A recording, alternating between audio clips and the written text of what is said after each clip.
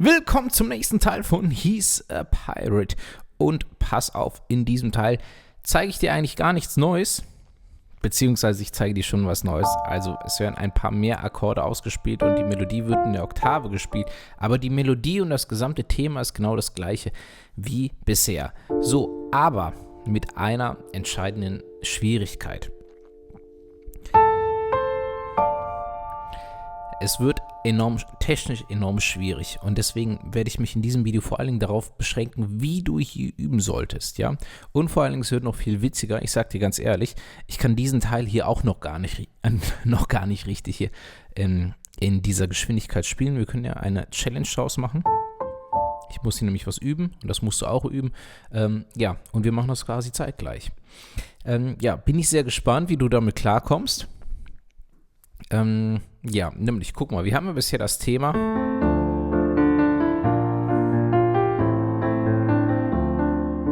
So, und das wird jetzt höher gespielt und nicht nur so, sondern hier mit der Oktave.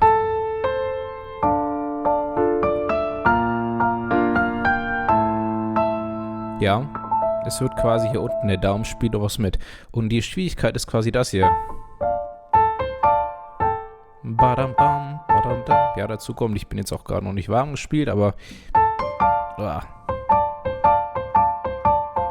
hier, sowas müssen wir vor allen Dingen üben. Pass auf, noch eins vorweg, wenn du sagst, hey, um Gottes Willen, das übersteigt mein Limit vollkommen. Später im Kontext kann man in gewisser Weise eine Fusch-Version spielen. Ja, ich habe ja ganz am Anfang gesagt, ich werde hier dir die Version zeigen. Ja, hier von diesem einen Pianisten mit dem schwarzen Hemd, der total abgeht. Ja, deswegen wird es jetzt halt natürlich auch sehr, sehr schwierig. Aber man kann das Stück trotzdem, die Wirkung kann man auch ein bisschen anders rüberbringen. Das möchte ich dir zeigen, nämlich wenn du das spielen kannst, ja, und das hört hier auf mit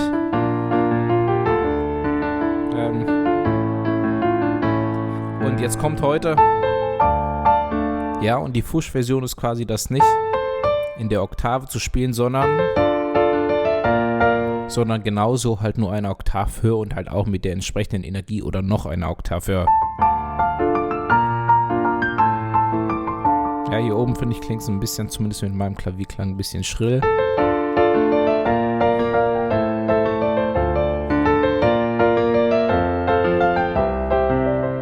Ja. Okay, also, das erstmal so als Fusch-Version. Jetzt machen wir quasi weiter. Wie übst du das am besten, dass du es so spielen kannst und vor allen Dingen, was wird jetzt nochmal genau gespielt? Ne, wir hatten ja hier A, C, D-Moll und das gleiche wird heute so gespielt. A hier in der Oktave, A und A. Und hier C, C und C. Und dann der D-Moll-Akkord so. Also nicht so, sondern guck hier, auch mit dem D hier unten noch, ne? Das war der D-Moll-Akkord davor und hier wird auch das D noch oktaviert. Ja, oktaviert heißt einfach nur, dass wir hier den Ton sowohl oben als auch unten spielen, eine Oktav tiefer. Ja, und guck mal, das ist die Herausforderung. Und jetzt kommen die berühmten Überabschnitte. Und vielleicht kennst du das, wenn ich sage, ein Überabschnitt. Wenn er so schwer ist, reicht es, wenn es 2 Töne sind. Jetzt werden die 4 natürlich zusammengespielt. Das ist klar. Übrigens, wenn du das so noch nicht spielen kannst, wäre das tatsächlich auch der erste Überabschnitt, das erstmal hier diesen Akkord hier so sauber spielen zu können. Auch tatsächlich hier mit dieser Spannbreite. Übrigens, wenn deine Finger zu klein sind, es gibt ein Video auf meinem Kanal zu dem Thema. Das kannst du mal auschecken. Ansonsten ja, gilt es, das erstmal zu üben. Und dann die nächste Sache. Das C. Hier, die beiden Cs. Und erstmal ganz langsam, ja? Darum geht es, ja? Wir bringen jetzt dem Gehirn diesen Bewegungsablauf bei.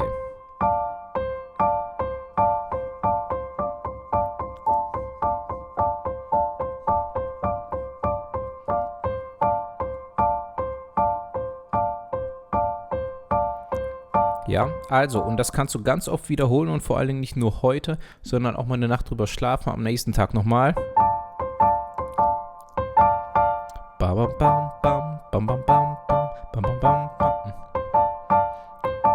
Ja, so, die Geschwindigkeit habe ich schon mal, dann kommt das nächste. AC. Erstmal ganz langsam. Auch hier A, vorbereiten, C.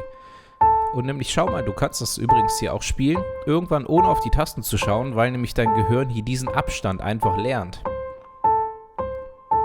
Ja, zwischen dem A und C, das bringst du quasi deinem Gehirn bei, aber es ist wichtig, dabei auch ganz langsam zu spielen. Ja, dann, wenn es gut klappt, schon auch nochmal möglichst bald auch wirklich schneller zu werden, damit dein Gehirn auch entsprechend gefordert wird, aber dann übrigens am Schluss auch ruhig nochmal ganz langsam werden. Und im nächsten Schritt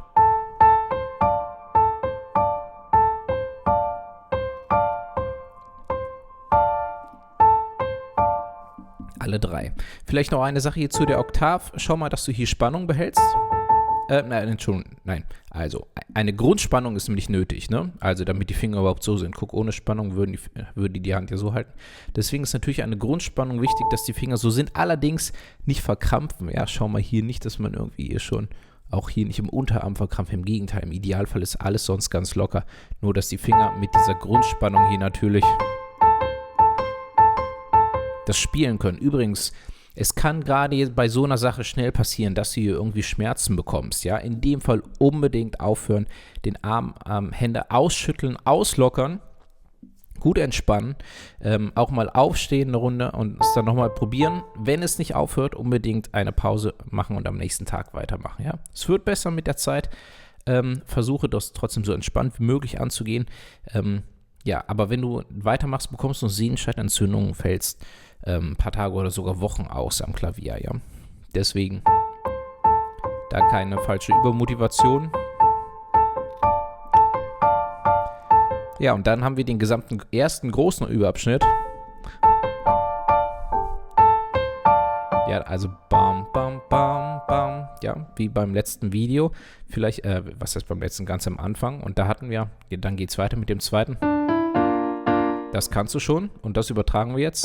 D, E und dann B-Dur. Sieht hier aus. In der Oktav D, E, dann B-Dur. Allerdings auch hier mit dem F unten. Ja, das ist der zweite Überabschnitt. Auch den gilt es zu wiederholen.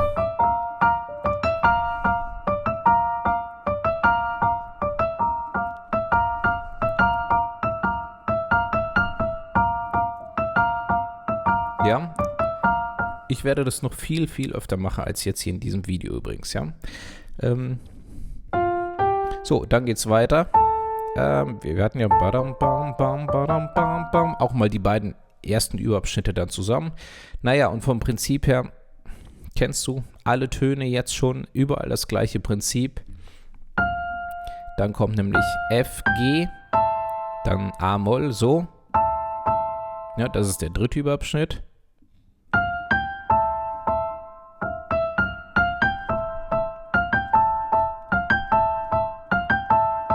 Okay, dann geht's weiter. D, C, C und hier wieder D-Moll. Ja, das ist der vierte Überabschnitt und das ist auch das, was du im allerersten Video gelernt hast. Weiter geht's mit A, C, dann haben wir wieder D, allerdings mit dem B-Dur-Akkord. Du erinnerst dich, das ist das zweite Video. Ja.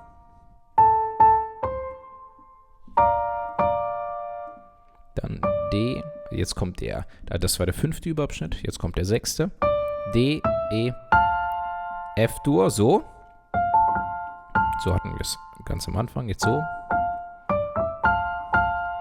Achtung, jetzt kommt der siebte Überabschnitt. F, G und C-Dur zweimal.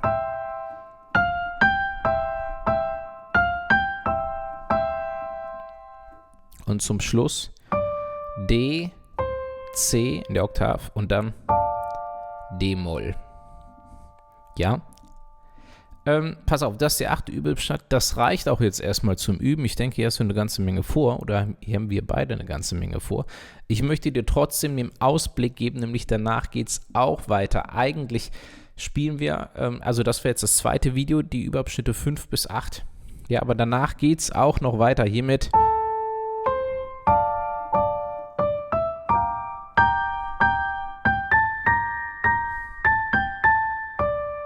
ja, das ist alles noch, was du kennst. Halt ohne diese Oktave natürlich.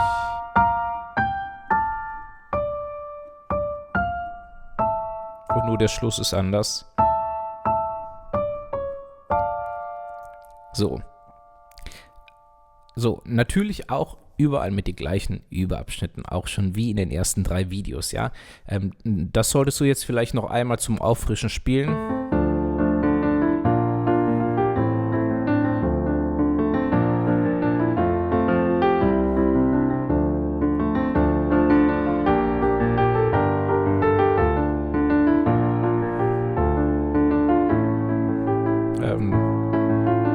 Ja. Nur dieser Schluss ist jetzt in der Oktav anders. Da ist es, ja, wie ich es vorhin gespielt habe.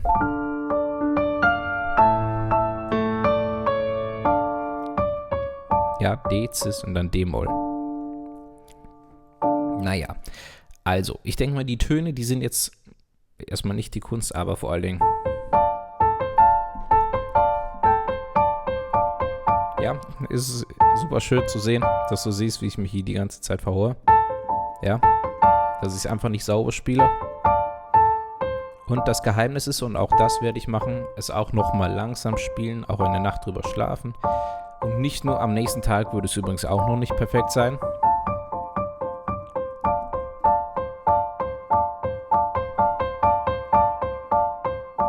Naja, also es ist definitiv mega spannend hier, ne?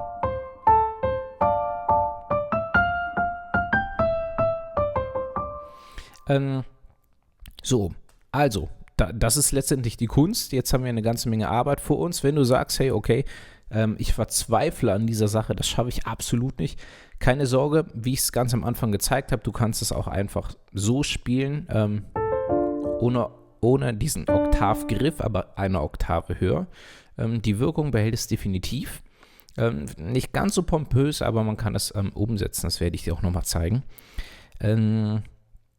Ja, und dann nämlich übrigens nach diesem Teil kommt auch nochmal ein ganz schwieriger Teil, aber auch den kann man einfacher spielen. Und danach wird es wieder einfacher, dann kommt ja dieses